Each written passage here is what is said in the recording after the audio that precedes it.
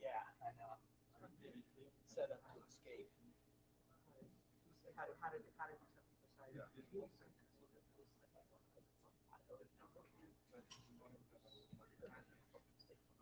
Okay. Please excuse me my rough voice this morning. Welcome to the Friday first session in the morning, IETF114. This is the OPSAWG working group. Welcome, everybody. My name is Hank. I'm one of the co-chair. Next to me is Joe. Probably you know each other already. Tianran, our third co-chair, is online and with us. And I want to remind everybody, this is the IETF, so everything is being recorded. So take care. There's something about this called the notepad. Probably everybody of you is pretty aware of this right now. I just wanted to highlight that be nice to each other. So we're talking about tech stuff, and I don't think that has to be personal. So a quick reminder about that. Otherwise, if you haven't read the notepad, there are a lot of links in here. Click them. We have a few tips how to do this. You see a QR code on that side. If you never used that before, it gives you a voting tool or a queue tool. So if you don't want to have a whole Meet Echo experience, just want to raise your hand to get to the queue, everybody in the room must follow that. Otherwise, it's unfair to the remote participants who would raise their hand earlier. That's relatively simple. You can also do this on the Meet Echo tool, the website. The icons are not always really self-explanatory. That's why we have an explanatory icon here on this slide that shows you that the left one is the full tool and the cell phone one is the on-site tool. You can just raise your hand. So we have also a basic guide about all of this. That's the second link. For preparation, probably too late to look at that. But if you have issues with anything here, please click on the last link on the slide and help us improve Meet Echo. As I already said, we are the OPSAWG chairs. Do we have a scribe yet? Rob Wilton has generously agreed to be scribe. I'm going to try to back him up where I can. If anyone else would like to help, we use HedgeDoc now. One of those buttons in the agenda it looks like a notepad, and if you mouse over it, it says notepad. If you click on that, you will go to the HedgeDoc and you can click edit, and you'll see there's an agenda point for everything we're going to discuss. And if you would like to fill in or help fill in notes, that would be fantastic. That's odd. Okay, is this any better? Sorry. Okay, so I guess I have to be really close. So yes, we use HedgeDoc. Click on the link in the agenda, log in with Data Tracker, and you'll see the agenda items. If you want to, please help fill in, Rob and I to fill in the notes for this meeting. Yeah, and the Meet Echo link basically is now redundant. Probably you have found that through the other guidance we already had on the previous slides. Welcome, everybody. This is the status of the working group right now. In the past iteration, we were able to get something to RFC. Great. There was a small typo in the beginning of the slides. We fixed that. Yep, it's RFC 9232 for the Telemetry framework. That's actually well done. Thank you to all contributions and the reviews enabling that. We actually have two items going to ISG right now. I don't know actually what the status is on there, but it's in progress. So that is effectively done and handed off to the ISG. We have just recently finished last calls for, when I said that for the assurance work, both the architecture and the Yang ID are past last call and are moving on. Will be submitted to ISG as soon as we are done with the logistics. There's an ongoing working group adoption call right now. So if you ever heard about TACAX and that rings a bell, maybe chime into there. I think there's still time to have an opinion about that on the list. And we also plan a working group last call after this meeting. It was a little bit of a timing thing, so wait for that announcement on list. There's also a liaison statement. Maybe, Joe, you want to talk about that? Yeah, liaison statement came in from the ITUT concerning telemetry. I encourage people interested in it to read it. I still have to digest it myself after this meeting and after the network, working on the network, but I will. That I think was last week, so it's fairly recently that we saw that come in.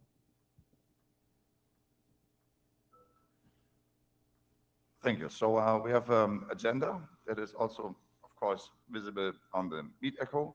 So we'll not go through every item, but just quickly show you what's up for today, starting with adopted work, and then related work,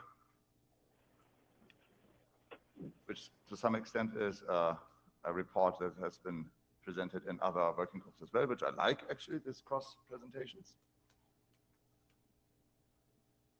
And then at the end, we will hand over to the ADs to give them their deserved time at the mic, at the chair, actually. And and if there's time, so the alt introduction from Chin is there.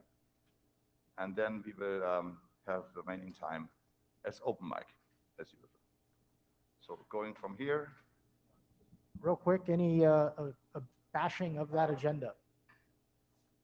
Or any other business?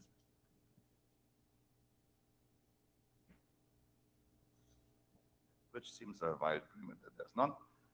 So let's share this and start with the first presentation.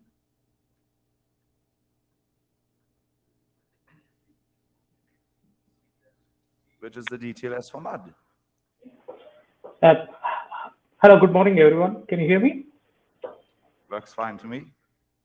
Yeah, thanks. I'm Thiru. I'll be presenting updates to MUD TLS profiles for IoT devices draft. Next slide, please.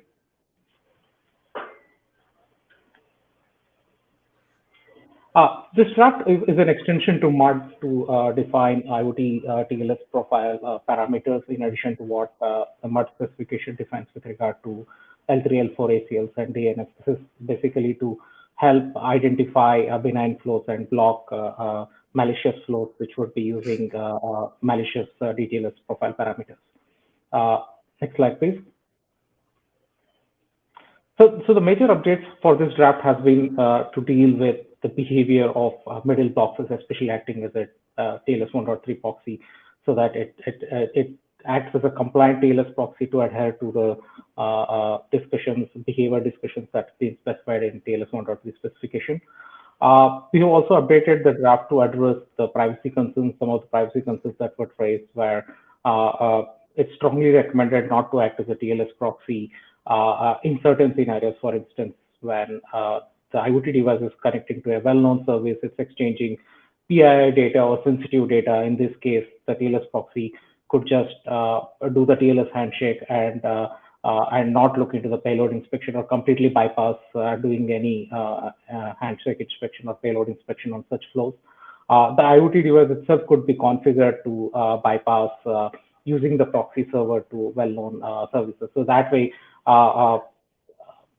for services which have high reputation, you don't act as a proxy, but for services which have no reputation or unknown services, you do act as a proxy. Next slide, please. Yeah, the draft also has been, the draft is relying both on the base MUD specification and TLS, so it pretty much requires the middle box to have access to the DNS request responses. So one of the key requirements is to have the IoT device to use the network signaled encrypted resolver. It could be DNS over HTTPS or DNS over TLS. That would help the middle boxes to enforce MUD policies. The work for discovering these kind of resolvers is already being done in AD working group. So we just pointed to the right specifications for that. Next slide, please. One of the key changes was to deal with encrypted client hello. Encrypted client hello is a new extension for TLS 1.3 to encrypt the client hello, so that the sensitive information like subject, the domain name is not visible to for pervasive monitoring. The specification goes back into detailing how middle boxes could disable ECH. So we just pointed to that specification, how to deal with encrypted client hello. There are other ways where if the middle box could even start faking the ECH record so that it can start looking into the decrypting the inner client hello, so it would see those sensitive domain names. The other possibility could be to strip the ECH record, so the IoT device will basically start disabling the use of encrypted client hello. But if the client uses DNSSEC validation, it does a full DNSSEC validation in that case, spoofing the DNS responses would not work. So we have seen the IoT specification with regard to the TLS 1.3 talking about the concerns with regard to encrypted client hello, that though it increases the privacy of the IoT devices, it puts an extra burn on the IoT device to perform public key encryption, which is quite a bit an overhead on IoT devices. Next slide, please. I think that should cover all the comments and the updates that we're planning to do for this draft, and we believe it's ready for working group last call. And we welcome any comments and suggestions, and I think we would like to get more reviews from security area directorate at IoT and other ops reviews as well.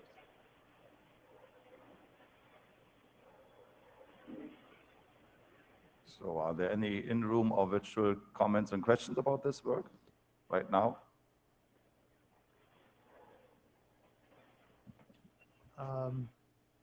Comment from Medtiru on chat. Should DNR be cited for this part of the draft? A network designated DOH/DOT server is necessary to allow MUD policy enforcement on the local network. Yes, we could update the draft to refer to both DNR and DDR specifications.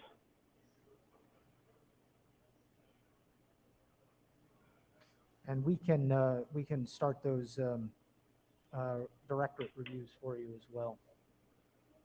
That's great. Thanks.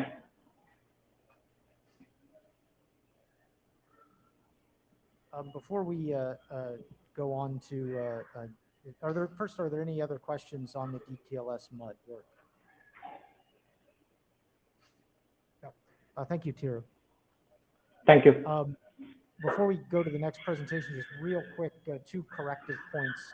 One, Med raised a point that the working group last call on SANE hasn't been formally concluded yet. There are some comments to address, and that will happen. I've added that to the minutes. The other thing is the service attachment point, the SAP work. We concluded some issues on that yesterday, and I will be submitting to IESG. So it's not yet in the IESG queue, but it will be very shortly. Thanks. Okay, thank you. Moving on. So just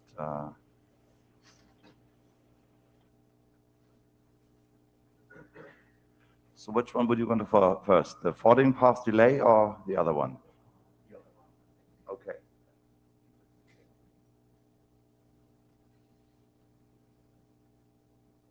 Good morning, everybody. There you go. Thanks. Enabling insights in asset.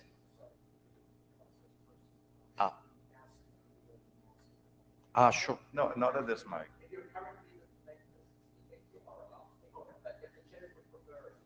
For me, both, okay. Sure. Sure. So enabling insights in SRv6 forwarding plane by adding segment routing dimensions in Ipfix. I've been introducing this in the last IETF to OPSAWG and Spring, and would like to give a short update. Next slide, please.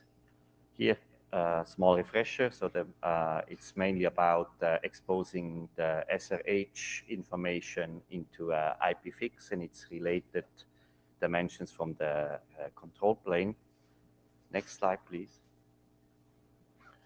These are some of the fields we are exposing from the SRH, mainly the segments left, the tag, the flags field, but also from which routing protocol, the locator length, and the endpoint behavior.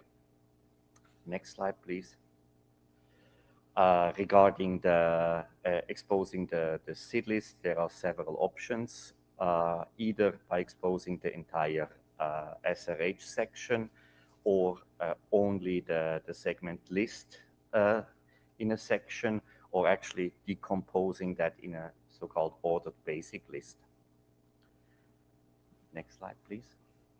So we received various comments from Spring and OPSAWG, and I also presented this week that at 6man and got some feedback there. We addressed all open issues and double-checked with Diana in the consideration sections and with the Ipfix doctors. We received some feedback last time regarding compressed SID and addressed this in the operational considerational section. We added the so-called SRH segment locator length and SRH segment endpoint behavior. So with that, we are able to express how the forwarding is being done in SRv6, and on the other hand, both elements are needed for doing the compressed SID decomposition. We aligned the Ipfix entity naming according to RFC 7012 and updated the flags registry. And now the example section is complete and covering also the list section and the SRH section. Next slide, please. So missing SRv6 data plane visibility is a recognized problem. We have 2 vendors which validated the technical feasibility and currently working on an implementation. The INSA University in Lyon is working on running open source code in BPP, and will be shown at IETF114 hackathon. We believe that the document should progress quickly through IETF since there are already SRv6 deployment, and we want to avoid that private enterprise code points are being used. Therefore, we requested that last IETF the adoption car. That's all for this draft. Any comments, questions?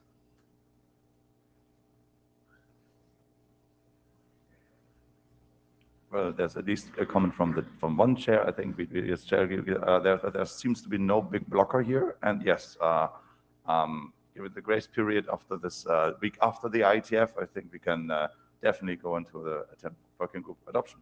Excellent. Thank you very much. I'm picking up your next.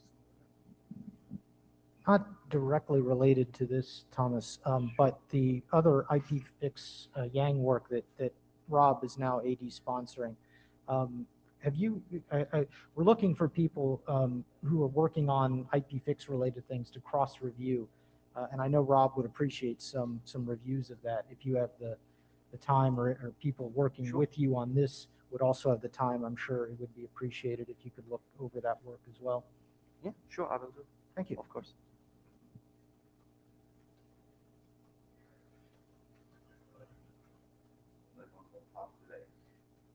Right.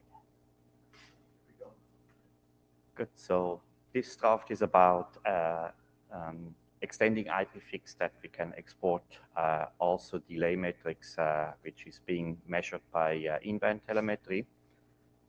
Next slide, please. So just to give some context from Swisscom as a network operator. So today we have onboarded approximately 3,000 devices in our Ipfix data collection, and we are steadily increasing.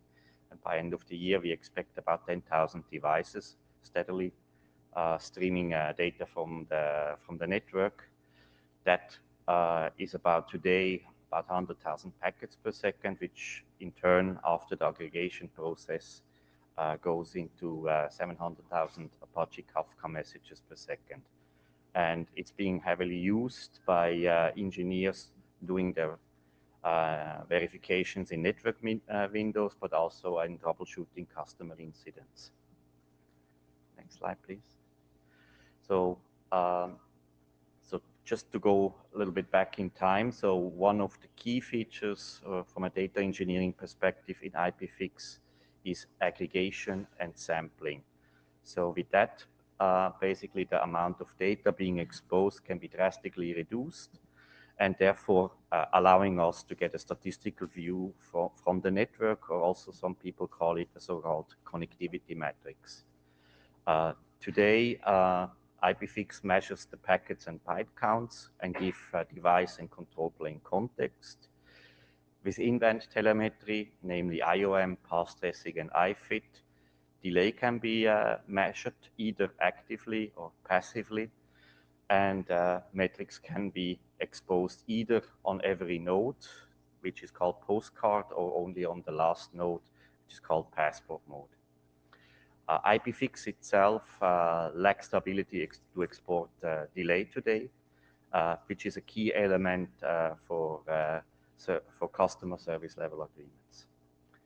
And in-band telemetry, on the other side, lacks the ability of flow aggregation, and therefore we believe that the scalability is currently drastically limited in in-band telemetry. With this draft, we basically enable the export of delay metrics with Ipfix and preserve the ability to aggregate. Next slide, please. So there's the question on the queue. Do you want sure. to check it now, or? Yeah, let's do it now. Yeah, okay, sure. Then Greg is up. Greg, sorry. Greg Mirsky, Ericsson. So I have one terminology question and one on your statement. So what in-band signifies? So I think in-band telemetry enables mainly two things. One is no, I'm sorry, I probably was not clear on my question. So you say in-band. Does that signify that there is some out-band telemetry? I use just in-band telemetry as a synonym for the different drafts currently at IETF, which is called IOM, path tracing, and IFIT. We had a discussion when the first IAM came, and yes, indeed, they use in-band. Then we agreed that this is misleading. And because if we look at, so IAM is characterized by IPPN working group as hybrid OAM method that combines passive and active mechanisms. And it's not different from active, because active, to be useful, is in band as well. So which means that the test packet specially constructed must be treated the network and cross the same set of nodes. So in fact, I can offer probably something for consideration like on-path telemetry. On-path telemetry, okay. Yes. A second is that I see that they're saying that the telemetry or on-path telemetry lacks flow aggregation. I think that, for example, the alternate marking method is one of the methods on path telemetry that is fundamentally based on flow aggregation, as you batching flow packets, and then you mark some packets on which you do delay and loss measurements, and then you export them out of band, meaning that outside of the data flow, aggregated metrics.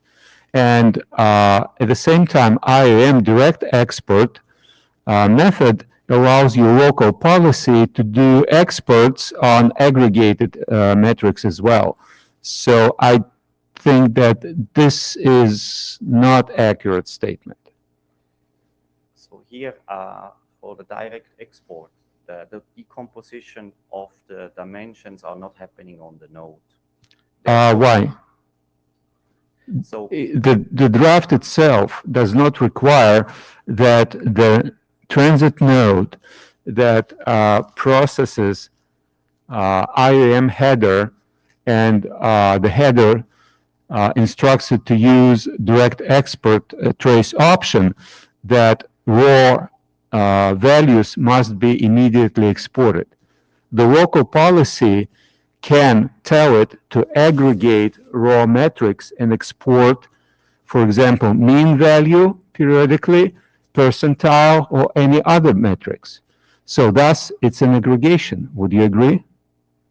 Um, Not in the sense that the entire basically provider customer data plane is not decomposed.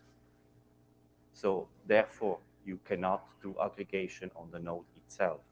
Why? So the draft specifies that basically the entire section is being exported. No. No? No, draft, that's a nice part of the direct export. Direct export does not command how data are exported, in what format and what transport is used. It could be protobuf, it could be Kafka, it could be pigeons. And it does not define the local policy how the raw measurement that are generated on a node based on IOM header on a data packet that traverse the node, how they have to be processed. Yes, you're right. They can be immediately or almost immediately exported. And actually, that's a nice another quality of direct export because it allows for more accurate transit delay measurement. But at the same time, this data, we can imagine, can be stored locally, and then consecutive data for the same data flow aggregated and some secondary performance metrics calculated, and those secondary metrics, like I mentioned, percentile, mean, or something, then they can be exported. So direct IAM direct export draft does not dictate how their metrics to be processed and exported. Okay. And maybe let's go on the list. Sure. Thank you. Sure. Benoit Claes. So, Greg, do you believe there is a problem or not? Because, you know, even if you do metering as you suggested with your draft, we still need to have the Ipfix information elements. In this case, do we agree with that? Yeah. Again, I just was about one statement here that existing methods do not allow aggregation. Fair enough. Okay, fine. Okay. And regarding your suggestion about terminology, I fully agree. There is a distinction between what's in the title, which is in ban. Okay, we're going to improve that, and the terminology within the draft, which is taking the IOAM terminology for the nodes. Yeah. Again, I think that we can agree to use IAM as an acronym without opening it, especially because we have in IPPM working group developed alternate marking method, which is another interesting on-path method. So we can combine them as and refer to them as on-path telemetry. Makes sense. Absolutely. Good. Then Next slide. next slide, yes. Yes, I have 4 slides, including this one. Okay. So just to give insight how it works. So basically, packets are captured on the first node ingress with an optional sampler. The data plane dimensions are extracted, enriched with device and control plane dimensions, and added with a new unique flow ID so that aggregation can happen on the node. The data plane dimensions answer which packet, while the control plane gives context to the service in the network, and the device dimensions tell us basically where in the network. Now, in case of in-band telemetry or on-path telemetry, a timestamp and optionally a direct export tag is added to the packet header when entering the domain. Each subsequent packet for the same flow increases the byte and packet count, and each flow creates a new flow ID in the flow cache. Now, in case of in-band telemetry, each node in transit or only at the last node, delay is calculated by comparing the timestamp in the packet and when the packet is being received on the node. And then delay is now additionally, besides the packet and byte count, populated into the flow cache. Next slide, please. So this is the entry we're going to add in the performance registry. So these are the one-way delay hybrid type 1 passive registry entries. It's about minimum, maximum, sum, and mean of the delay. Next slide, please. In the Ipfix entry, the same entries will be populated as well, there in micro and in nanoseconds granularity. Next slide, please. Do you recognize the problem statement? Network operators want to understand where delay with which network and device dimensions is being accumulated, and that at highest scale for statistical network delay view. Ipfix entities are defined independently how the delay is being measured. We have currently 2 vendors who are validating the technical feasibility, others showing interest.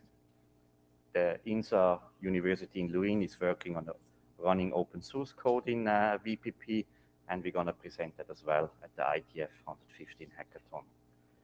Here a small typo, so in the draft version 02, we will add also the data record and the template examples.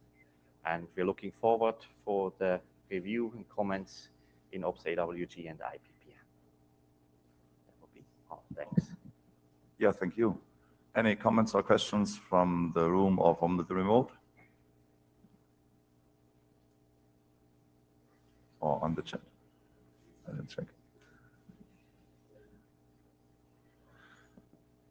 So if the issues discussed with basically on terminology, maybe latch on to that discussion. Sure. Reviews are welcome, and I think latest at the hackathon we will have some good reasons to adopt it. Maybe we can do it before, pending interest on the list. And yeah, again, if you see this terminology discussion, latch on to that, I think. Sure. Perfect. Thanks a lot.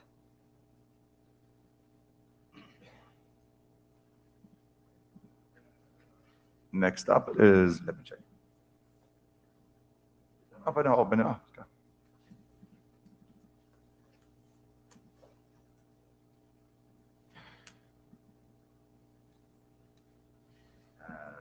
This should be your slide deck.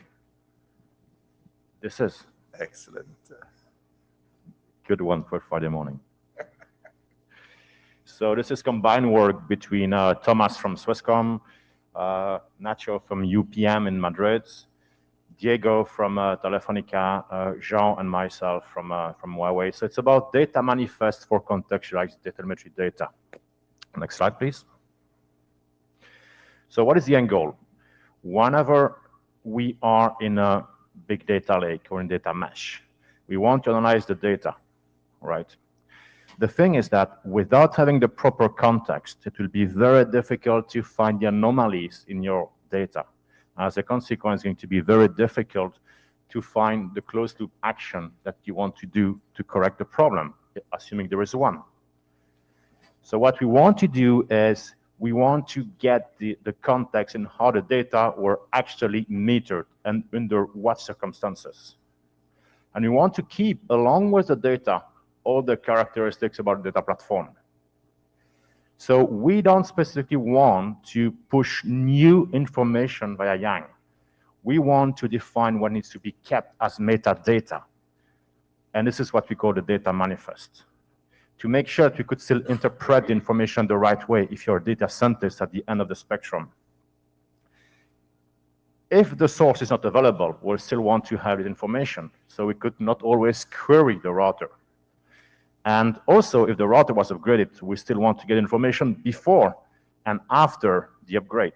Next slide, please. The example I always give, because I deal with networking engineer and with data scientist engineer. So if a data scientist is looking at a time series database and he's looking at this time series, which has just one thing in there, a counter which is 42 at time T1, and T1 was yesterday.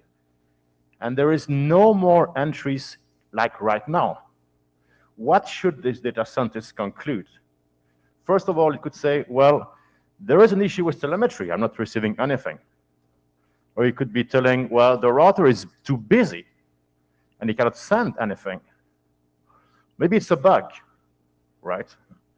Now you could say, well, there is actually no problem because the cadence on which we requested telemetry is like every day, right?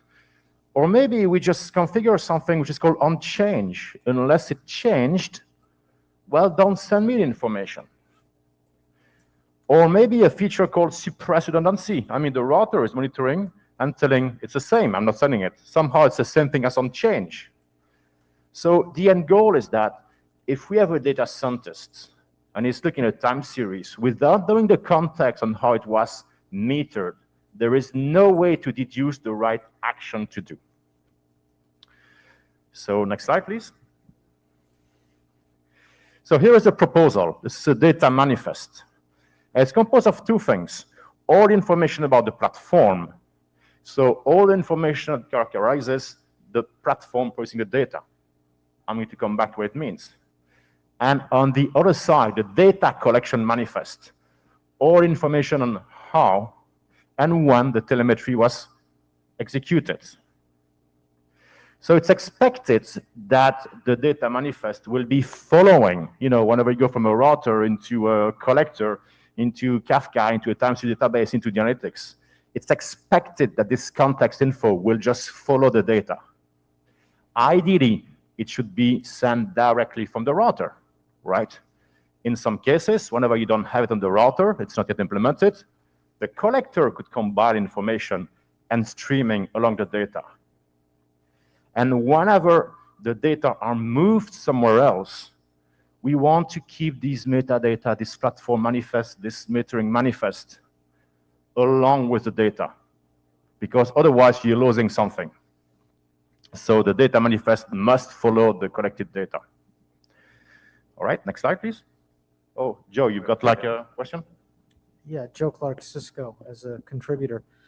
Why would you have to stream this all the time with the telemetry? I would imagine some of this metadata doesn't change and would just add more bulk over time that you don't need. I understand why you'd want to keep it there, but I'm not clear why you would always have to stream this with the telemetry versus just having a well understood snapshot that assuming the metadata doesn't change. This is a very good point that I want to address in the open question. And can I just pose a question that will make more sense with some more background? But it's a right question. I can see that someone wants. I'll do it afterwards. Okay. Okay.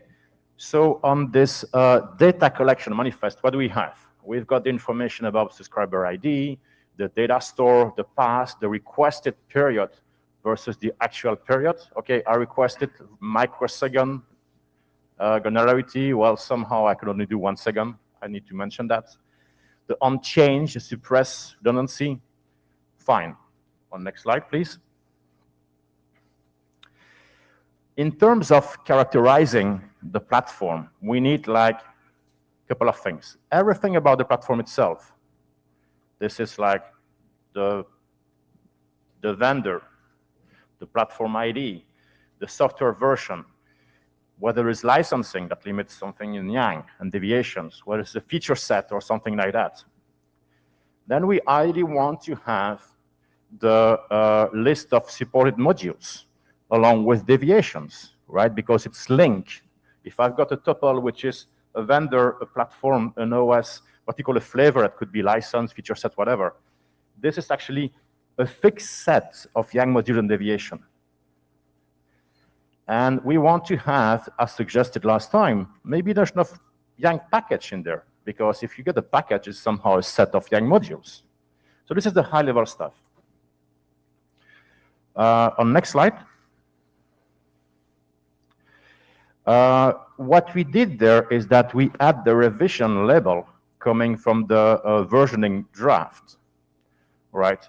And then there is no grouping in the revision draft that we could reuse with to include that revision, right? So we had to copy and paste this from the IETF Yang library revision. So this is not ideal. But anyway, we need to have that information. This is the biggest important point. And now on the next slide, we did other updates.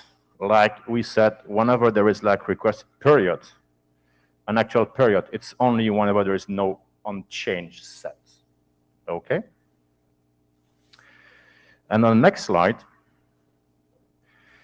I want to address maybe just one point, the one that you brought up, Joe, which is actually this bullet point here, many ways to identify which YANG modules are deployed by server.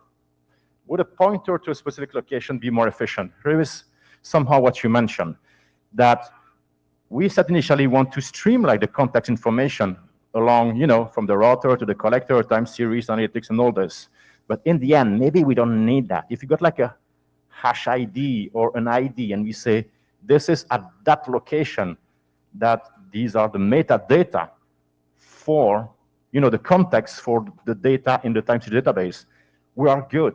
So we're not here to say, and I agree with you that streaming this along with the data is not the right way, potentially, but keeping the pointer on where the data is potentially the right way. And just to conclude on this point is that that's something we see, that we've got multiple ways to get those YANG modules. We've got the library, we could query the router, we've got the package, we've got the YANG catalog, and we are not here to define new information, but need to organize it so that we could have a pointer to that specific set of YANG modules and deviations for platform, OS, vendor, flavor. Make sense? I might give you a better example for that. I have but yes, I'll hand it back to the queue. Dan. Okay. So hi, Dan Bogdanovic. So the question here, what is the router? And I see use for this work in the case you are an IoT controller and you are receiving different types of data from different sensors and you are connecting them. So you have the controller that is transport, but it has to announce the different types of data that the controller is connecting to different types of sensors, different type of mobile automation devices or fixed automation devices, because those physical devices that are connected to a controller can have different type of roles depending on the time of the day, depending time of an event. Providing the telemetry update with the roles as they are changing, using a model like this, it is very useful, because in this case, the IoT controller is the router, and we have to know what has changed in the role of the end device, and that device can give us reliable information. On the router, what we consider a router, that is a little bit different. But having it on a IoT controller / router, I see this as a very useful tool to be added to it. Thank you. Thank you. Okay, May? Thank you. Greg Mirsky Erickson. Yes, it's telemetry and information correlation is very important. And if we go look back in the previous discussion on using IAM, so IAM has native mode of tracing when their telemetry is collected in the same data packet that triggered the telemetry information. So the correlation is easier to do. Comparing that to direct export of telemetry information, that is more challenging. So there is another method of collecting telemetry information called hybrid two-step that combines direct export and in-packet tracing, because it collects telemetry information using the same encapsulation as a data packet, and it happens out of band, so not in the same, physically could be the same, but not necessarily at the same class of service. So I think that this is very useful, and that can be used by the node that exports it, so it could be an egress of the data flow of their on-path telemetry domain. Or it could be at the nodes that are directly exporting individually. So to simplify the correlation of information at the data collector. And yes, thank you for bringing this work. I think you're hitting the right point. It's all about correlating data in order to take an action in the end. we are at this stage in the industry, right? Yeah, Thomas Graf from Swisscom. Regarding one of your open questions, should we include encoding? I think there are three possibilities. Either in Yang push to have to declare the encoding. Another possibility would be in the notification header, or what you're basically suggesting here, we could also have it in the data manifest. From my perspective, it makes the most sense to actually include it either in the transport or in the notification header, because I think you always should explain the upper layer, what is the encoding of the data of the upper layer. Very good. Thank you, Thomas. Sure. So actually, I just addressed one open issue from that slide. So Thomas, you addressed this one. Should we include the encoding? And I tend to agree with you that maybe we don't want to have this manifest to become like a capability manifest, because it relates to different contexts. Again, in this case, like what can we do for telemetry encoding? Absolutely. So sorry, in the interest of time, Alex, and if you could ask a question on the chat. So we identify a couple of open improvements, include the source of data somewhere, and some level of self-assertiveness. You know, knowing if it's the router or the IoT or the controller, etc., is important to identify. It's always a network. What is the truth, right? Is this a network? Is it a controller? Is this an NMS, etc.? Data integrity. Potentially use the private enterprise number. So whenever with the Yang catalog, the string for the vendor, I recall the reason why doing that, right? Maybe that's something that we want to improve with the PAN. Some open question, do we want to handle data manifest for non-telemetry values, like Ipfix and SNMP? I would say, let's try to keep it simple to start with, right? Because otherwise we're going to have something too broad. How to properly specify device and virtual devices as source. This was somehow what Dejan mentioned with IoT. That's another one. Handle miscollection and more counters. Well, we could be telling like this telemetry is like as miscollections, but we don't want this to be like a pure telemetry monitoring type of Yang model. So maybe it's best to do one thing and to do it right. An MDT subscription is a collection of XPath, but NESCOM subscription is an XML filter, what to use as key for subscription comments. And we keep everything open in GitHub, so feel free to address also your feedback there. And I believe this is the last slide. Plenty more. Plenty more. Let me keep talking. You're 3 minutes over, so we Can I just go? I think it's the last slide, really. And there's conclusion. Yeah, that's the one. So basically, we're not here to go, no, just the previous one. That's the conclusion, that's the one. The rest is backup. The only thing is that I want to understand from this group if this is a valid problem to work on. We got 2 feedback or 3 already. And somehow, is this like the right place to work on this? And if this is, then shall we just do it? That's the main question. So any initial comments from the room? Or at the remote? Oh, the queue is closed. That would be a non. Yeah, I did it. Thank you. Sure, because that was one. Okay, so I think this is a valid problem, at least from the space where I work in, and it's if it's wider for the group, I don't know, but from my perspective, I see it as a valid problem, and I support the adoption of the draft. So yeah, I recognize the validity of the problem, but I'm not quite Alex. Sorry. Your name. Alex Fisher. I recognize the validity of the problem. I'm not quite convinced of the solution approach. And one question that I would have, since you're basically integrating this with the general subscription, to also push basically the context and metadata, why not take your Yang model, or maybe this is what you're intending to do, put this Yang model with the context, as basically instrument this on the device, and just subscribe to that. Have a separate subscription to this. Would that address the problem? We could. Yeah, that's a good solution. Now, here's the thing. Your router is upgraded, right? So the context changed. So it means that somehow you want to keep it somewhere else linked to your time series database. Because in your time series database, if the platform change, well, maybe you solve the bug, you introduce a bug, you introduce a line card. So you anyway, ideally you want to exploit from the device, but you anyway need to keep it somewhere else.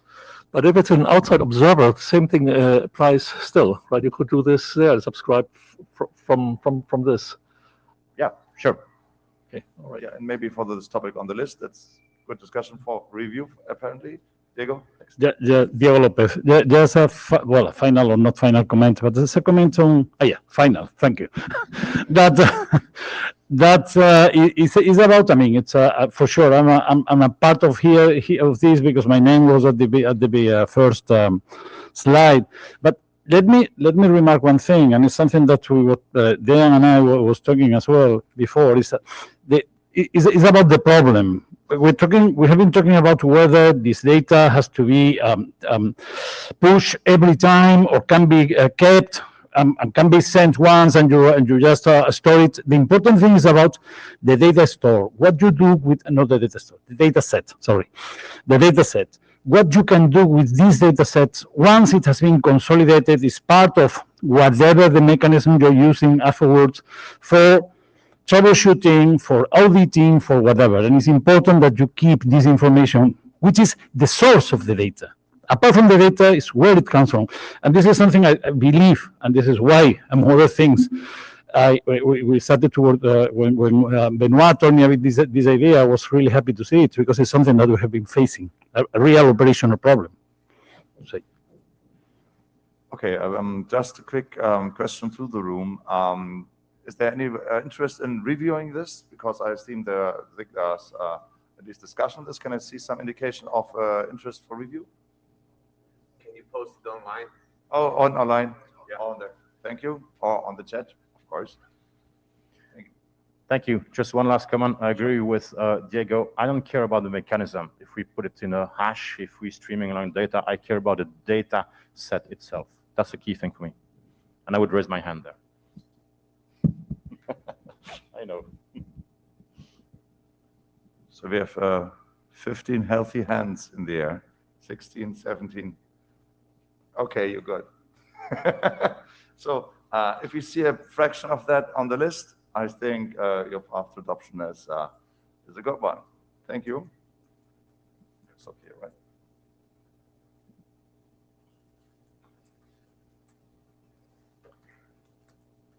Moving on to the next.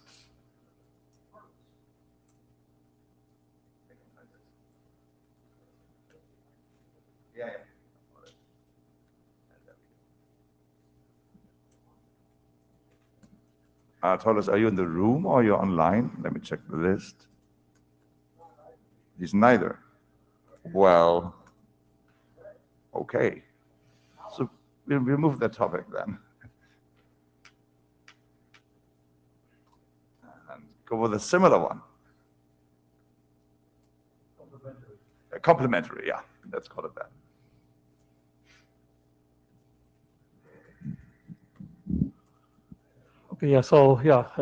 My name is Alex Klemp, so I'm presenting on management and operations for green networking. This concerns two drafts, actually mainly the first one in this context here.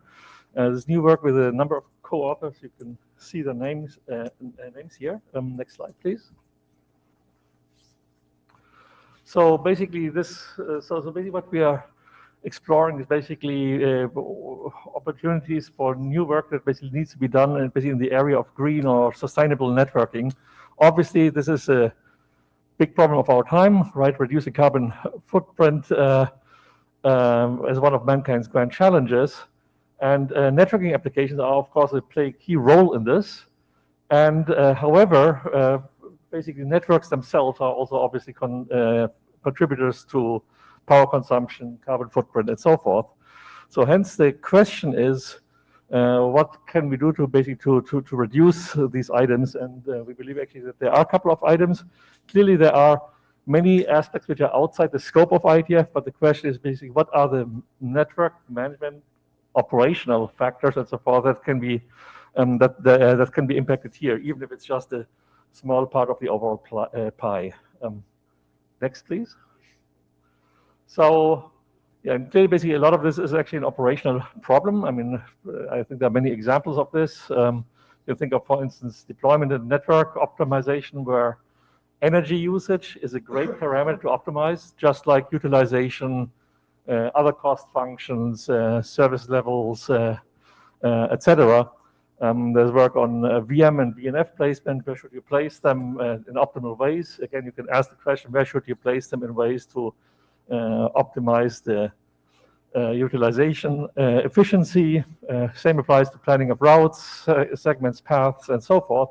And with all of these, you of course always need to moderate trade-offs, because this is not the only parameter that you're concerned with, obviously, but these trade-offs apply. Second is basically that for a lot of the solutions involve management, and management involves fundamentally control loops. So control loops, so basically some versions of a observe, orient, decide, and act type of concept.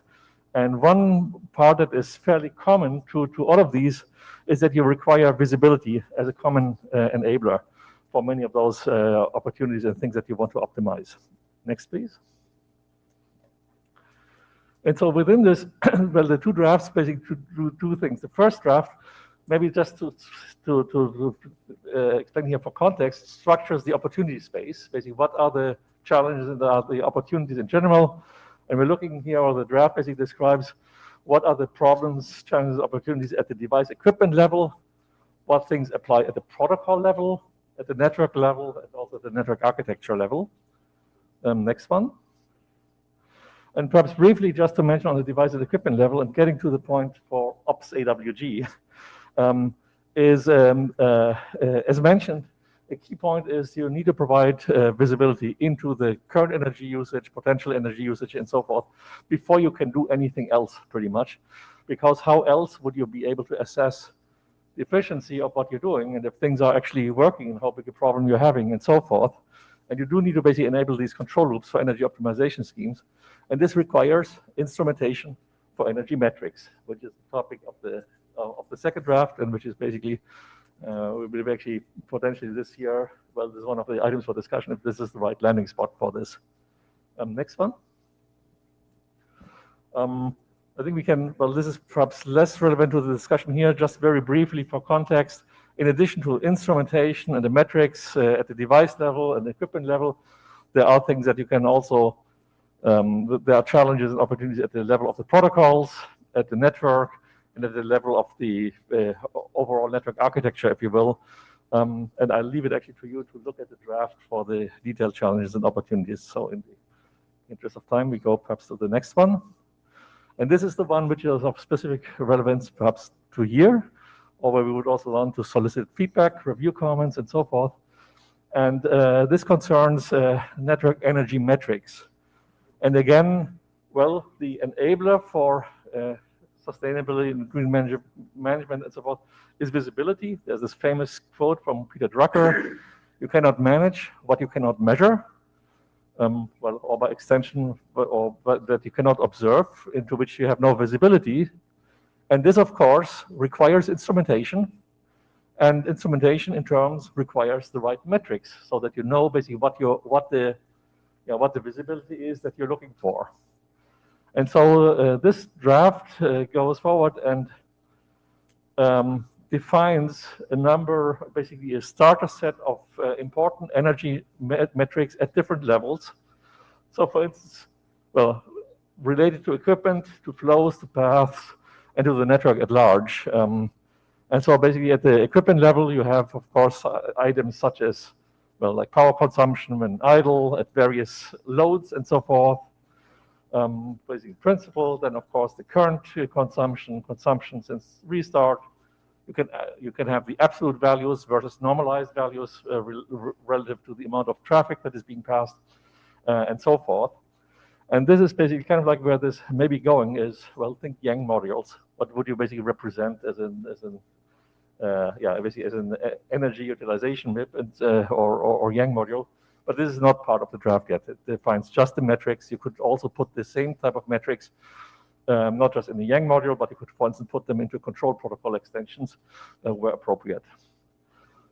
Then related to this, not quite yet, sorry, related to, we have a few other metrics, again, described in the draft, related to flows, where you basically want to, basically increment and basically have the energy basically over the flow duration at a device across the flow path, etc. So basically, this is another source where we were talking about telemetry data earlier in the session. Clearly, basically, energy-related telemetry is another big topic that is actually open and waiting to be addressed.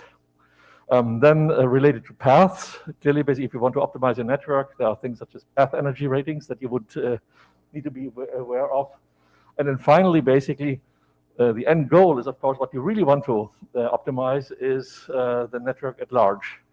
So basically, total energy consumption and the network energy efficiency metrics such as megawatt hours per petabyte of production traffic and so forth. And these are basically the aggregates by which also network providers would be measured and that need to be optimized, also potentially for where regulation kicks in and all of those topics.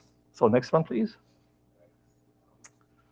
And yeah, so basically the purpose here is to raise awareness of this as a topic. We did post 2 drafts as a starting point, plus Turles's draft. This is a complementary who describes the work that has been done in the past at IETF on this topic. We're looking for collaborators and proper landing spot for this work. The green network metrics is something that we believe could be of interest to OPSAWG. So I think this is an obvious candidate. And this is something that we would like to solicit feedback on. And otherwise, well, yeah, please contact us if you have comments, questions, and so forth. So thanks. And I see Dane has a comment. Hi, Dejan Bogdanovic. I have so many things against this proposal, and to be honest, I don't know where to start. So number one, this is an area that is so vast, and for us to be able to address any of that, we have to define what do we really want to solve? Which part of the energy consumption do we want to solve? Or let's see, what would be the requirements that the operators are facing to reduce their energy consumption. Number 2, not all energy is the same. There can be a surplus of energy in the system that is already being generated, that is producing the carbon and being about emitted. So it's better to use that energy versus the energy that is coming from renewables, but you can store that one because it has broader access to storage. So what I see is that we should first find the requirements on what things the operators are being asked to meet, see how they are. We have no idea how the operators are getting their energy sources, because they have their own energy sources. They are feeding into the system. They're getting back out of the system. They have battery backups. They have diesel generator backups. It's an enormous mess that we have more or less zero visibility because we plug into we plug our system into the plug-in. The electricity comes out, but we have no semantics what that energy is. Number 2, on that one, you are trying to decide adding a new semantics to the routing, because we will add on the energy semantics into the routing decisions. I heard several new semantic routing proposals. So are you trying just to define a new semantics that would be taken into the account when you're doing the routing? So this is just too much, pardon my language, a hodgepodge of everything, which is now very popular to talk about in the media, but I haven't seen anything actual in the media or in the publications that I'm following. I haven't really seen any actual definitions except very high level, oh, we have to turn green. Okay. Thank you. So to respond to this, and I hope I remember the popping the stack, if you will, on this. For one, clearly this is a large problem space. I agree we cannot tackle everything in here. This is really why we're dividing this actually into separate things. But the first step is generally framing the thing, framing the overall opportunity space. But then, of course, we do need to, I agree, we need to identify specific aspects, specific problems and use cases, and identify also the pieces that you would need for these, which are commonly required. And it would appear that having proper visibility into energy usage, into power consumption, is a good starting point. This is a common denominator. Pretty much anything will need this. I agree with you. This is not the only thing that will be required. But again, we don't want to boil the ocean here, right? I mean, if you say, sure, we can take into account also the energy production, the sources, how is that? That is all true. This makes actually, now actually you're starting to make the problem bigger, even bigger than what was stated here. Obviously, these are things that you could add here as well, but again, you need to kind of like start at some point, and that is essentially the proposal here. And with some of the other items that you said, well, regarding routing and so forth, well, I mean, these are things to be explored, the opportunity spaces, but this does not make a proposal for routing specifically. I think you're jumping a little bit at conclusions here. This is basically specifically to start with the metrics that you would require as basis for any of these. So the biggest energy consumption sources by the operators are radio, optical. Those are, the two really big ones. Radio and optical are the systems that are mostly using. And then the next thing is come about reliability and redundancy, because you are providing reliability and redundancy, and the systems are up and running. The radio and the optical part are running at full speed all the time. They're very rarely being run at lower speed, because then the reliability comes into the question. So the question is now, what would the operator say? Can we reduce the redundancy in our network to meet the lower energy consumption? Again, I think you're jumping a little bit at conclusions here. I agree that all of these things you need to consider them, and of course you don't want to have energies saying at the expense of those things.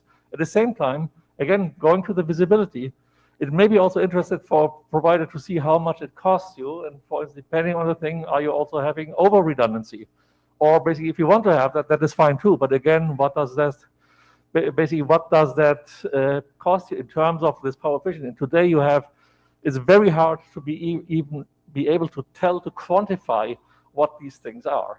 And this is kind of like, this is why we believe that this is a good starting point. Anthony Somerset, Liquid. I think it's very important to measure. You're totally right. I mean, we don't know what we don't know. This is just a vast area, and I think we do have to start somewhere. It's kind of tricky. I mean, the measurements we've got today are crude at best in terms of, and it's because it's more the energy side of things rather than devices. Can you just go back one slide? I think we were talking about metrics per paths and flows. I'm curious to see where this goes, because I'm not quite sure how we would even measure this, to be fair. But look, I'm curious to see how it develops. I think the other thing is green is I'm not going to say it's a buzzword, but energy is, there's so many kinds. I mean, we could reduce power consumption at the expense of heat generation. Then that's a global warming problem. Or noise, and then now it's it's a never-ending cycle. But at least I think we need to start measuring at the very least. Thanks. Yeah. I think it's the remote. I just want to say that there are other people working on this problem as well, and we'd like to connect with you. Okay, great. Thank you. Perfect, thank you. So Warren Kamari with No Hats. So I think that one of the things we also need to look at with all of this is what are people in the energy sector actually doing and using, right? Like there was some mention of like green, but is there a way currently to find out what the current power system is generating the power with? Like if there's a way to know currently 80% of the power is being generated with coal, but in this area it's, you know, mostly renewable. And I think we need to find out also what bits are actually important to power companies, right? Like power factor is something that's not mentioned anywhere here at all, but that's a massive thing for sort of what the usage of the power ends up being. And then also just another note, not all operators have optics and radios as being their biggest draw, right? There are different types of operators, different types of equipment. And so I think this is worth looking at, but I think we need to make really sure that we're speaking to people in other areas. So we're not like, we've got all of this data, and they're like, well, that's pointless. It's not useful to us. And also sort of keep in mind that different types of users have different power requirements and sort of flexibility. Agree. Thanks for the comment. Okay, thank you. If there are other, you know, more precise metric scopes, you want, okay, continue on the list. All right. Okay, thanks. Yeah, that was just taking time. So So yeah. Toll has arrived. I think I was missing in action. Yeah, somehow. You have a 5-minute slot. Do you want to complement this here? I think if you keep your 5 minutes, that's okay.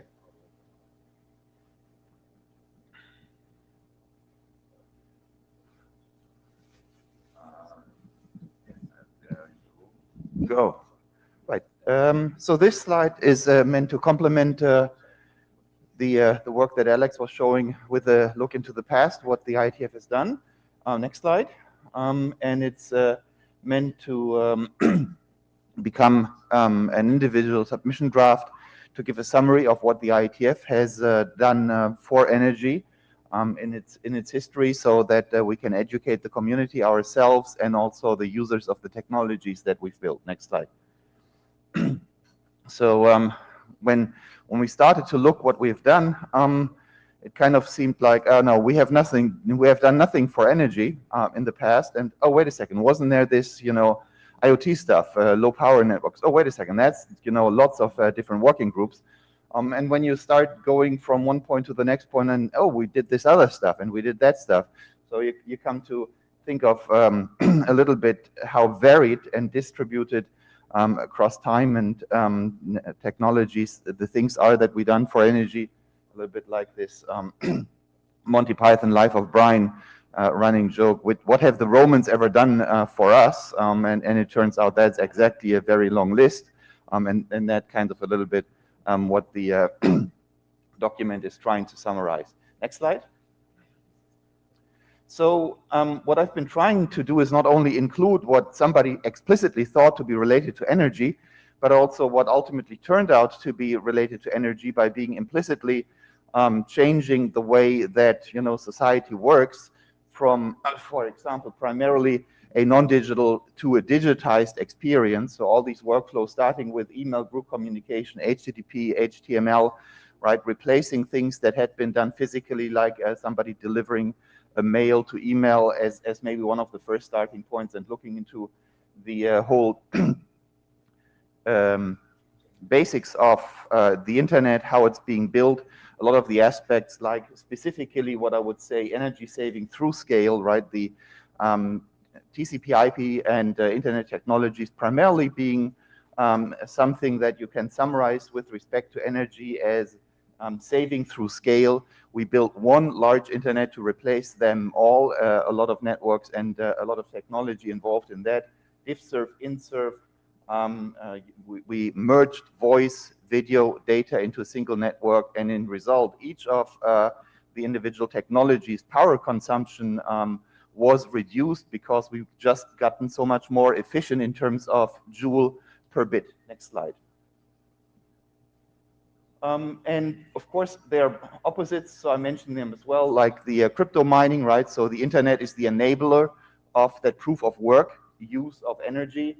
There are things like the energy saving versus sustainability, what's the difference? And so I started to try to figure out what are actually the metrics, the differences.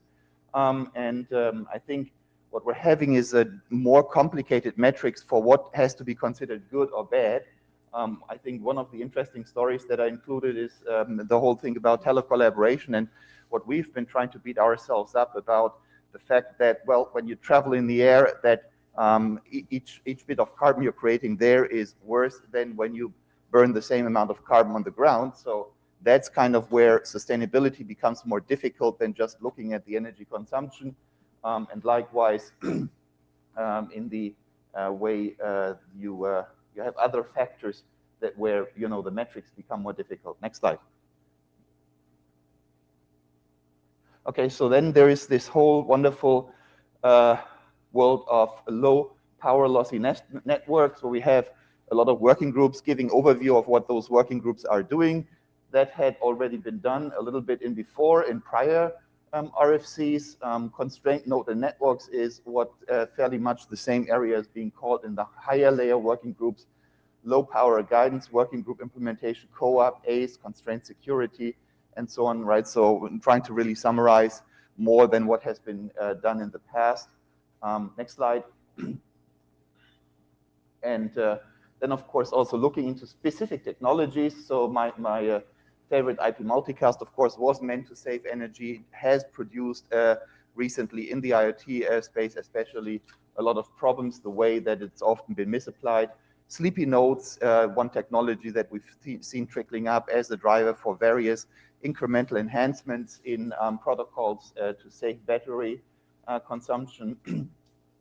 Benchmarking, finally also looking into the energy production consumption management networks, meaning where's the power produced, what of the IETF's technologies do they use. Smart grid being one of the biggest buzzwords that probably everybody knows, but I think a lot cooler, the synchrophaser networks, where within the power production, they're really measuring the latency of packets on the power lines to figure out how warm the power lines have gotten in summer so that they can continue to keep them operating without brownouts. Next slide. We had a working group, energy management, SNMP-based MIBs to allow management, including things like power over Ethernet, but also simply just to get into what Alex was saying and looking into metrics to allow doing various workflows based on the consumption. What we stopped to do maybe in 2013-14, power awareness and forwarding and routing protocols. So I'm listing the things that we started there but then didn't finish and why, which really was driven by, well, can we reduce the power consumption of a nationwide network like in India when we do have brownouts and we can't afford the same power consumption that we usually do. So SDN, of course, being one of the new technologies that I think we've developed since then that might come to help to solve these problems easier. But ultimately, the reliability of the network versus power consumption is still one of the big challenges we need to resolve if we want to make progress in this. Next slide. Okay, so would love to engage with the community. Please provide feedback. If you're interested to help to become a co-author, get in contact with us. There is one nice mailing list that I think we could revive to do discussions about this. It's called Recipe, Reducing Energy Consumption with Energy Protocol Exploration. It's kind of formed around the time 10, 12 years ago. And so maybe we can start have good conversations about that on that list. Thank you.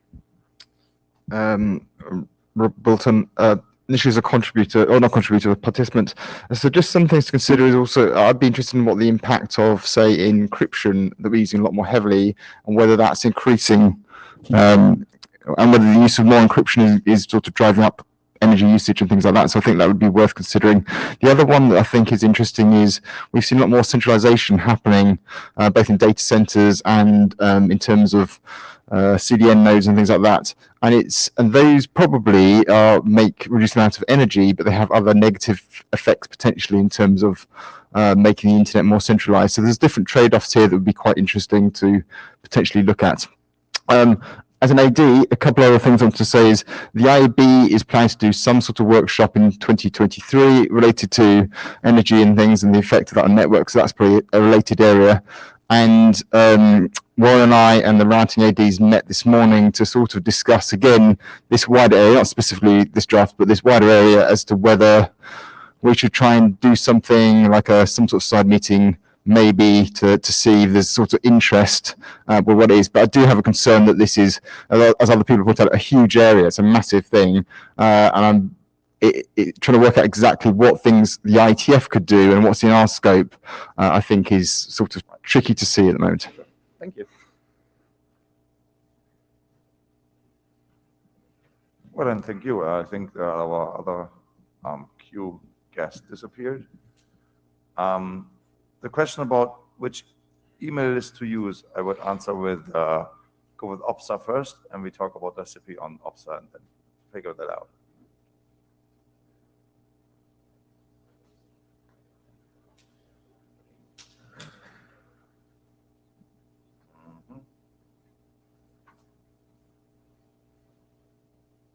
Hiding from me? Yes, I will find it. Ah, there it is.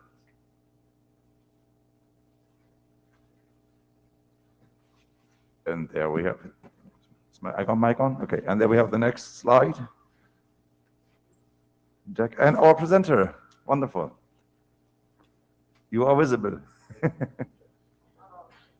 Not audible yet. Hello, I'm not sure if you can hear me.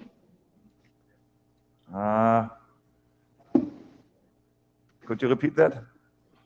Sorry? Okay, yeah, thank you. Can you hear me well? Go ahead. Okay, thank you. So, well, my name is Sávio. I'm going to present, to talk a bit about my draft, the draft Moraes IOTOPS issue, version 001. Issue means Internet Network Exposure Analyzer Utility. So, next slide, please.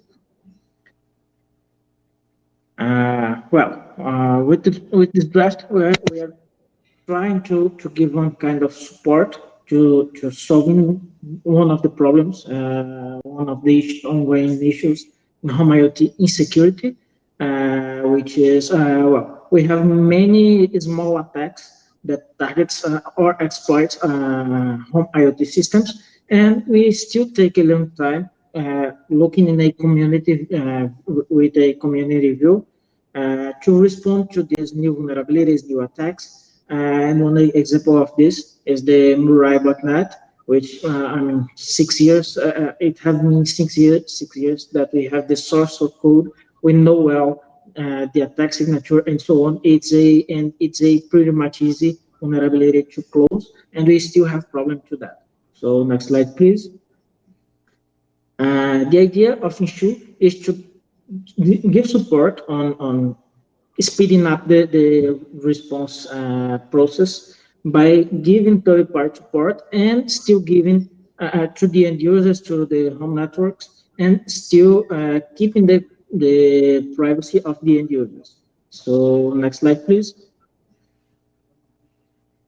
So we have this proposal structure where we can use the signatures of well-known attacks or zero-day attacks that we know the signature or something like that, to cross this information of these attacks of these signatures with the MUD information, MUD from RFC 8520, and we can find potential attack paths and also assess the threat of the attack paths and how it can be exploited in our network to then can block that information. So the idea here is to have one security team that will keep the signature up to date and share this information with many home IoT networks that will use this to block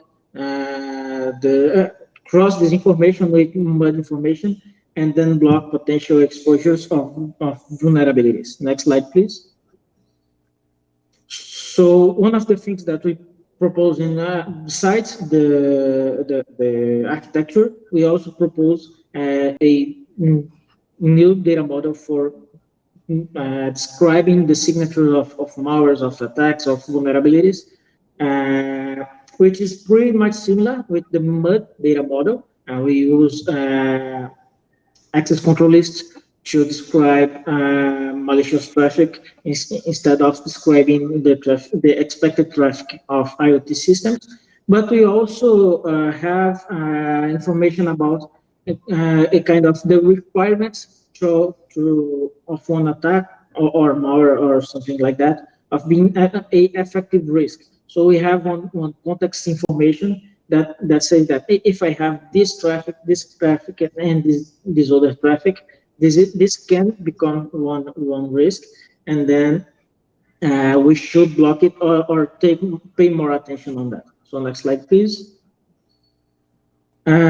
This is the data model. As I said, it's pretty much similar to MUD data model, but we have a few differences here. We have 4 kinds of access control lists. The incoming and outgoing traffic that is related to specific attacks, as the DOS attacks, as infection, and so on. And also we have the possibility of describing traffic that is not related to one attack. For example, the command and control traffic of the Mirai botnet, which is not exactly one attack, but it is still malicious because it's related to the botnet. So we have 2 basic morphemes here. We can list the specific devices that can be attacked for that malware, for new vulnerability, and we have also that context information comes here in the way of the critical ACL sets. So we are going to describe the requisites, the requirements for one malware can attack one network, can infect new devices in this critical ACL set. And in this case, we also augmented the ACL's data model, where each access control entry has one associated risk that we are going to discuss a bit more later. And the access control list has one alert and one risk threshold that we are going to take into account in the moment of taking the decision of blocking something or no. Next slide, please. So this is the basic process. MUD can give us one graph of that represents the network communication in our network. This image was depicted, was adapted from the MUD visualizer tool. So departing from this information, next slide, please. Sorry. Next slide, please. Yeah, that's me, sorry. Okay. No problem. We are going to compare, we are going to have 2 analysis phases. So we are going to compare all the edges of the communication graph with any one of with all the entries in the malicious traffic description file, and we are going to compare the source and destination addresses, the protocol that comes in sequence, the TCP initiator. In case of transport header, we are going to compare source and destination, and in case of ICMP, the type and code of the message. So if we have one match between the edges of the graph, one edge of the graph and one entry of the access control entry, we have one kind of exposure, but after that, we still need to understand if this exposure can become a threat or not. So in each device, we are going to check and sum the value of the risk of the exposed access control entry, and check if in the context of one access control list, the sum of the risks goes gets bigger than the risk threshold, and then the access control list can represent a risk.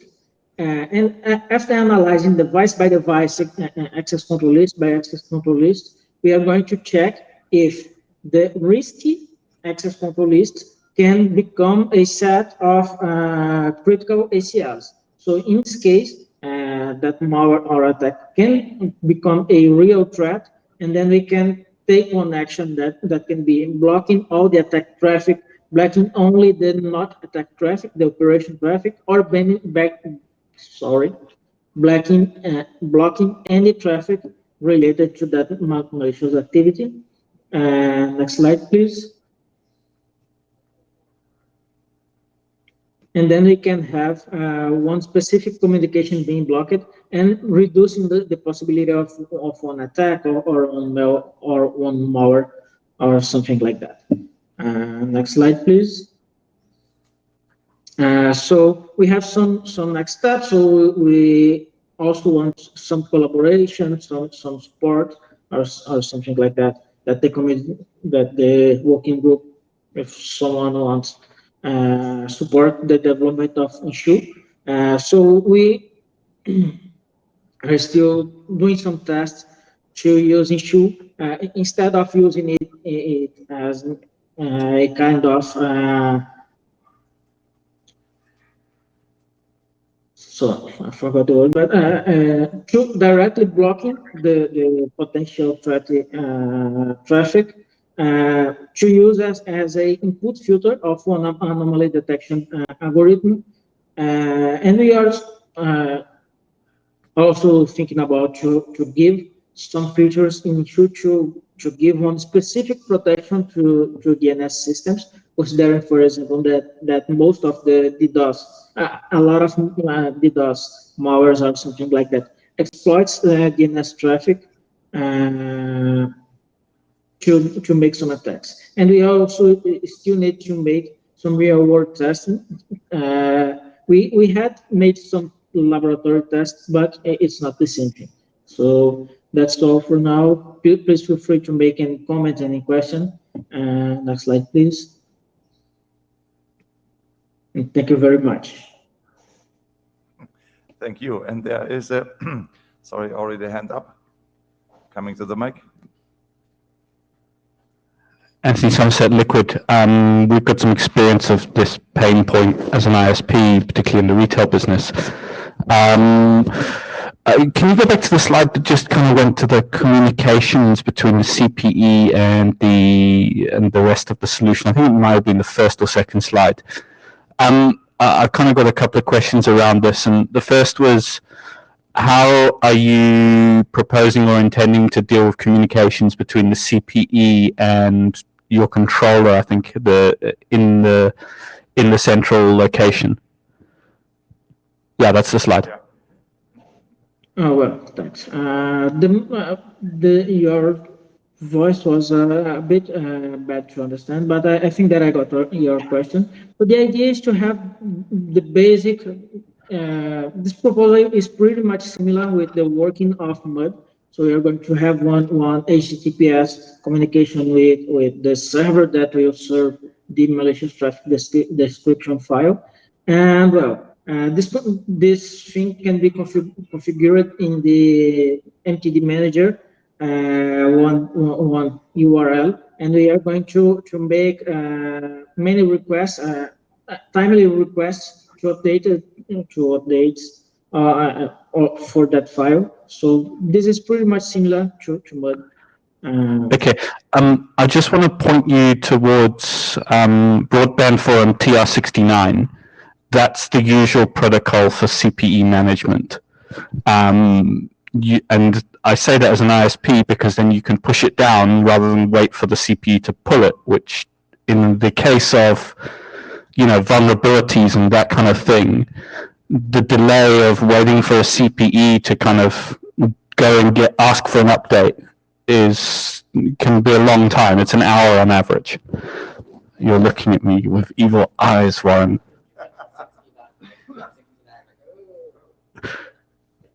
Yeah, so I mean, that was just my comment. And then I'm assuming here in this context, home gateway is like your CPE or router that sits in a customer's, in a home unit.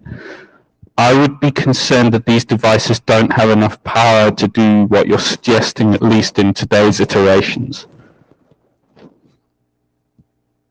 Sorry, can you repeat, please? Because the audio is not. Just the home gateway, I'm assuming that we're talking a customer's home router that's doing the NAT and the internet and all those things. Okay, I'm sorry, I really could not understand the audio. So the home gateway, is that, are we working on the same assumption that that is the router that the customer has at home that is doing their normal internet? Okay, I'm not sure if I understood, but the point here is that, well, in this image, we inserted the issue inside the home gateway, but we can think in a kind of a appliance that works a part of the home gateway, and it only makes sense the rules, the new definition of allowed communication in a appliance outside the home gateway. I'm not sure if this is your question, but I can see this kind of possibility. Yeah, no, I just wanted to clarify that if that's the home CPE, the router that's providing internet access for your IoT devices, I just want to put it out there that the compute power of those devices don't tend to be that great, especially which is what's deployed in your average home, and that's kind of half the problem here.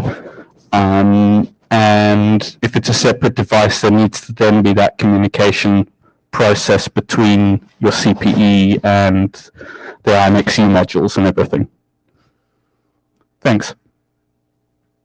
Thank you. So this point is basically we still are trying to make some real world implementation, but I'm going to implement one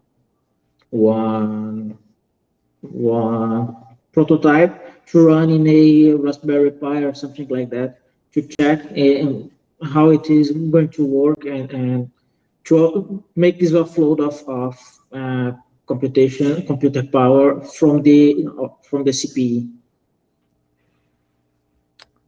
So Rob Bilton, I was just going to ask if you've looked at the DOTS working group and the DDoS protection work that they're doing, because some of it, I'm not sure it's quite the same as what you're proposing here, but it looks like maybe it's related or closely related. So it might be worth also, it's a bit late this week, but presenting this sort of work to them and see if there's any overlap there. I don't know. Well, thank you for your comments. I have sent this draft actually to the DOT mailing list, but I don't remember to get any comments from there.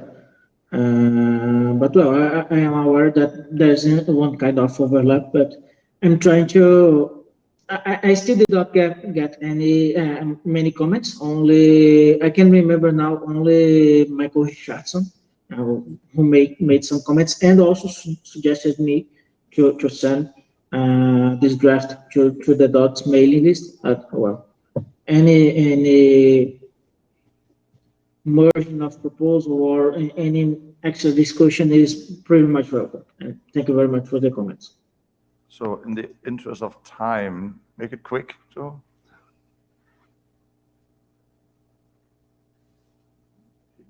Are you in room? Can you hear me? Oh, yeah. Yeah. And this is a great starting point, and I would definitely like to sympathize. You're basically inaudible. Can you hear me now? Yeah. Try again. Hello, can you hear me? Yeah, slightly. I can. Yeah. So I was saying that we have been deploying network security services on home routers. These are the next generation home routers with capability to provide network security services. And on these home routers, we see this kind of capability being supplied. So we don't see such a problem where we've been shipping such routers on millions of home routers for multiple ISPs. And I would definitely quite active in the dot working groups. I would definitely like to catch up with you on the work that's happening in dots. Okay, so from a chair's point of view, float this. One good comment came from Rob. Maybe this is related to dots. I think communicating this helps you finding more review, more feedback on this.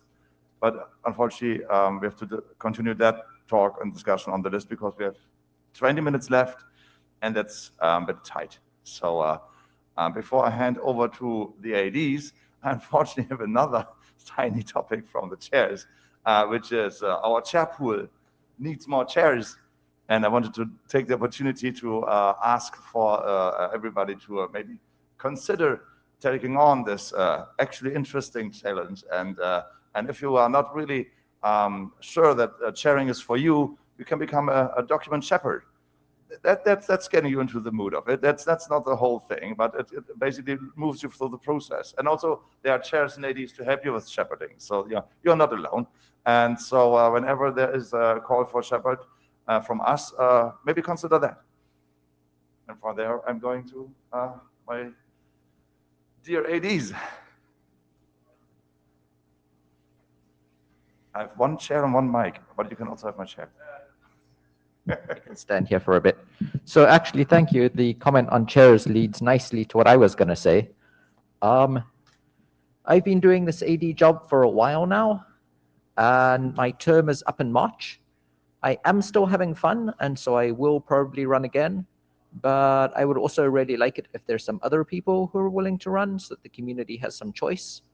So if anybody's interested in running or finding out more about what the role is actually like, what the time investment really is, anything like that, please come along and chat with me, or Rob if you'd rather talk to him.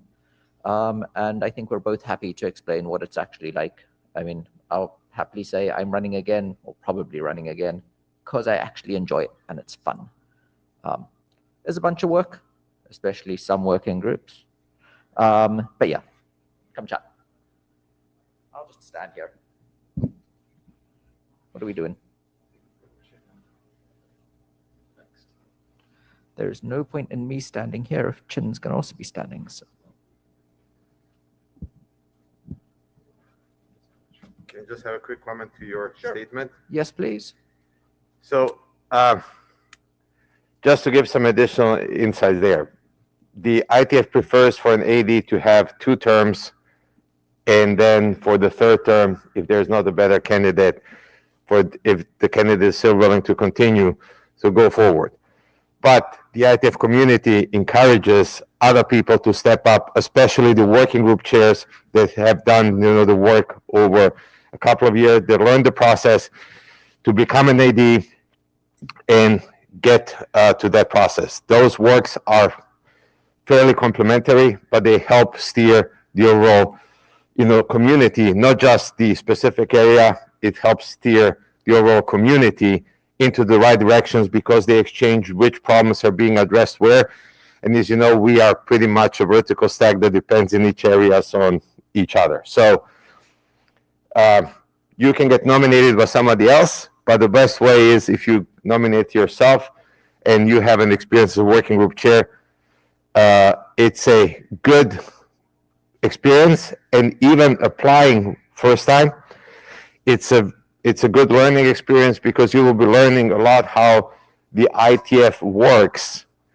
You will get familiar with their processes. So yeah, thank you, Dan. That's all really good points.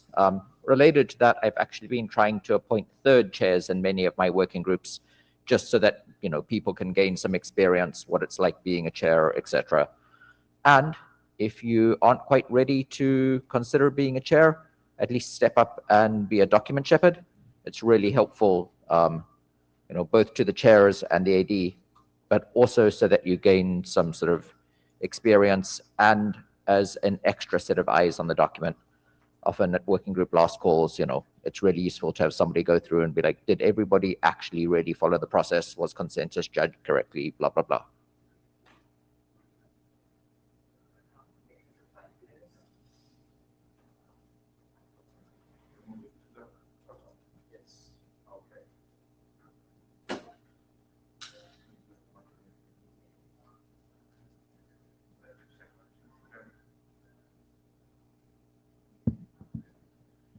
Hello, everyone. How much time do you have? Okay. Well, it depends. There's any open mic questions? I'll ask that first. So, just before Chin starts, does anyone have any open mic questions for either Warren or I? If you do, come to this mic, Don't see any. So yeah, the rest of the time. Okay, thank you. So this is Qing. I'm here to talk about the auto introduction. So actually, I label me as the network application integration evangelist this time. Actually, I'm a chair of the auto working group, and so we make a lot of progress since the last IETF meeting. So this actually one of the big motivations is raise awareness of this auto worker, so people can take advantage of this. So the name we list here are auto design team members, and also we are auto proponents. So I'm happy to, on behalf of them, to present this topic. So auto actually really, you can use this to, steal the traffic, improve the network-aware application performance. Next. So this is outline for my topic. So I want to tell people what auto is and how auto can be used, where auto come from, and how it can be involved in the future. And also we have working group, auto working group. Actually, I will give a quick working group status update, and then we can wrap up. Next. So what auto is actually, auto is an abbreviation of the application layer transport optimization. So this is a very old working group, actually started from 2008. Actually, it's auto working group in the transport area, and originally actually this more designed for the peer-to-peer application or content delivery network application, and one of the typical application protocol is BitTorrent. Actually, it is one typical example of peer-to-peer application can be used to transfer file and distribute the data. But the big problem is when your application doesn't know the network status, so application will randomly to select the route in the network. So this may cause long latency or bad user performance. So that's why we introduce auto to address this challenge, to use auto not only just improve the network performance, but also improve application performance. So you can see actually auto protocol get open source in 2012. Actually, at that time, many open source like Open Daylight get very popular, and so auto get integrated in this kind of open source project. And later on, actually, there's a lot of IETF work to discuss how to integrate with auto. So one of the work I want to mention is to discuss actually carry auto information using JOSI data format. Actually, they can tackle some kind of cross-domain scenarios. And also in routing area, there's two typical work. One is BGPS, the other one is Abno application-based network optimization. So for BGPS, actually, this has been developed in the RDR working group. Actually, you can use the BGPS to connect the network topology information and feed it into the auto server. So auto server can expose the abstract network information to the client to help client to make a network traffic steering. And Abno, actually, this has been developed in TIS working group. Actually, they discuss how to integrate with PCE protocol, R2IS protocols. And we also see actually PNIG, actually, they focus on path-aware networking. Actually, this is a really borrowed concept from the auto and form a research group tackle some of, research challenges. And recently, actually, there's a lot of auto problems. Actually, they want to, use auto to tackle some of new use cases like edge computing, network function virtualization, and service function chaining, such kind of use cases. Next. So this is a auto protocol overview. So you can see the auto protocol just the query interface. So you have auto client, you have auto server. So usually auto client can be the host, or can be some of network device in the network. Actually, you can, query the network information is kind of abstract information from the auto server. So auto server usually, co-located with the NMS or SDN controller, so they can interact with various different data sources using BGPLs, use SMP, use Telemetry, use Ipfix kind of protocol. And also it allows actually server-to-server communication in a single domain or in multiple domain. So you can just use auto protocol. So in server-to-server communication, one server will be seen as the client, the other server will see as the auto server. So next. So actually two key components for auto protocol is one is network abstraction, the other one is transport framework. So for network abstraction, you can compare with like network topology. Usually network topology will comprise node, link, and the termination point. The link can be seen as a connection between two network nodes. The termination point can be seen as a port for the network node. So similar to the network topology, actually, auto network abstraction also comprises similar information. For example, we define a settled entity. So the entity can be the endpoints, can be a settled endpoints. One example is autonomous system in the BGP domain, or it can be the ECS OSPF area ID. And also this kind of entity can be the abstract network elements. So one example is you can see actually whole data center network as abstract network elements. So some other example like link or node or port or firewall actually can also be seen as abstract network elements. So in addition, they actually comprise like a set of paths. Actually, the paths will be seen as source destination pairs. So for each path, they will comprise the basic path property. So the typical property is cost matrix. So one of the typical example is hop count, routing cost. You can use this to measure the path performance. So some other path property may be more complicated, like multi-cost or Canada or path vector. Multi-cost, that means in the HTTP request, you may carry multiple cost metric values. And for Canada, actually, similar to the multi-cost, actually, you can carry a set of cost value in an array. Actually, each value in the array will correspond to a specific time interval. For path vector, actually, this is actually a work in auto working group. Actually, they can represent a set of the source destination pair that share the same abstract network element, for example, firewall or load balancer. And next. So you will see this figure actually just tell you how network abstraction looks like. Actually, you can see we have actually entity actually can be seen as the node. Actually, you can see the device within the dot circle actually, and also between the entity you have some link or path actually. So you can replace the network map or cost map, and also you can represent some cost between two entity or between any two source destination pairs. Next.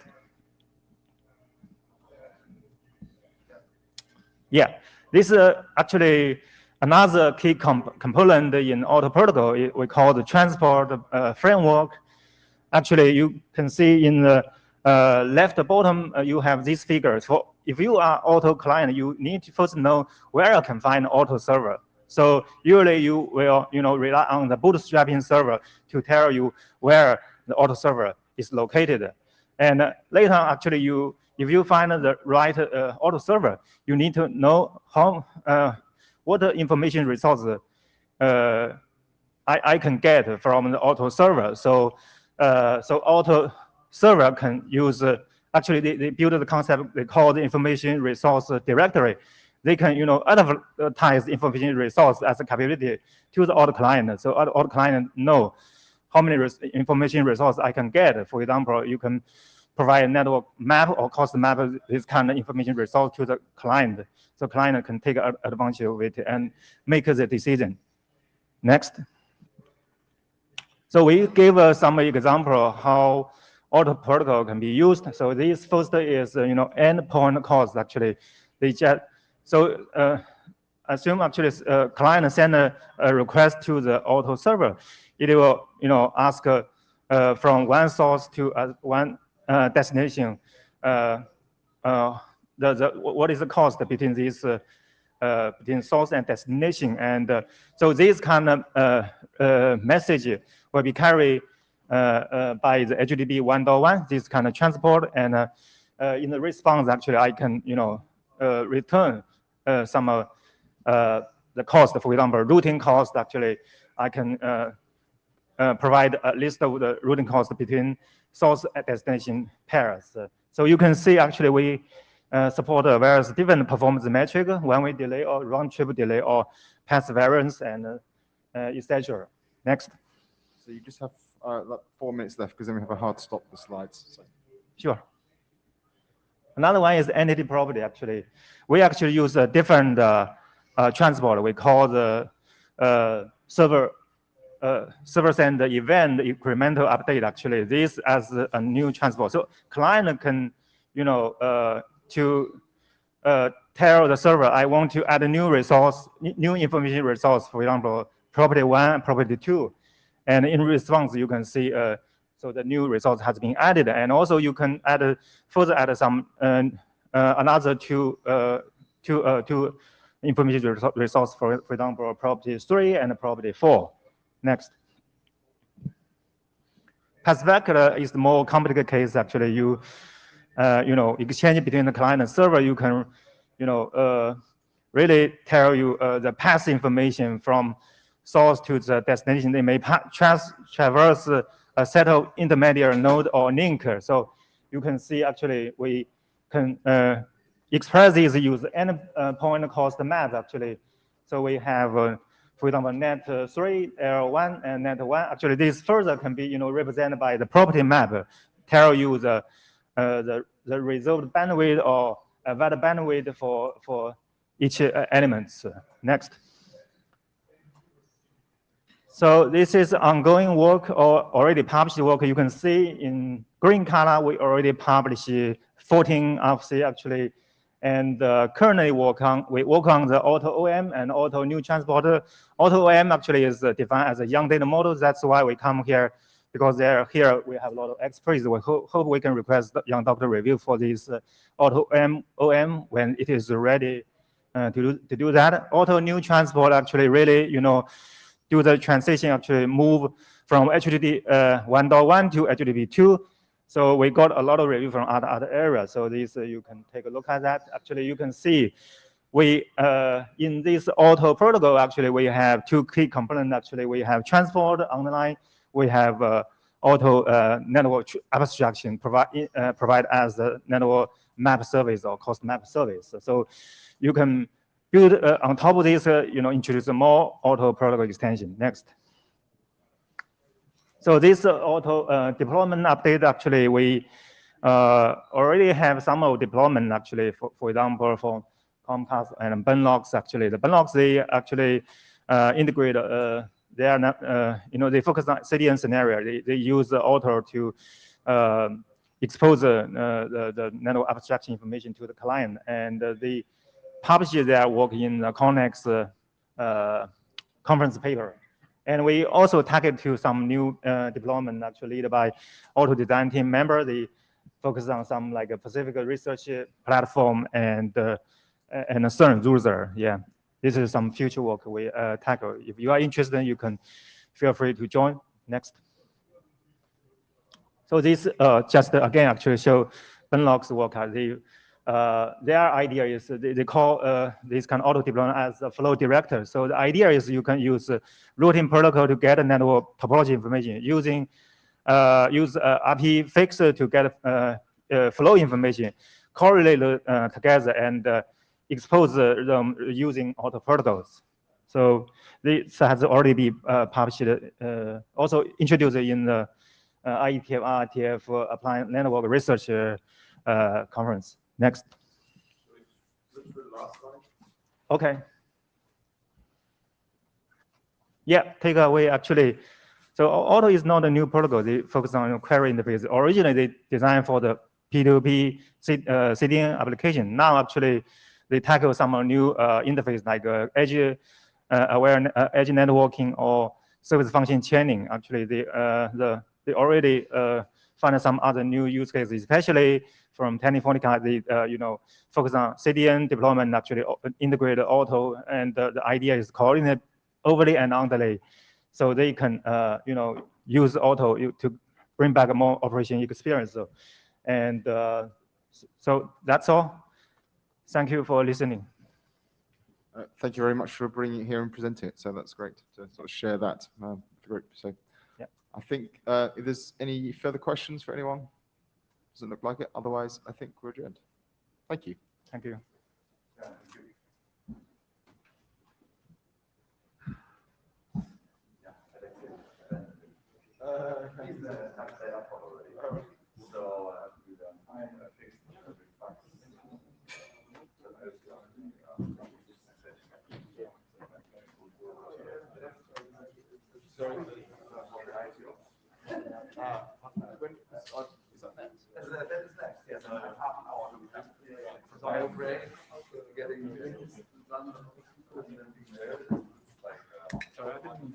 No.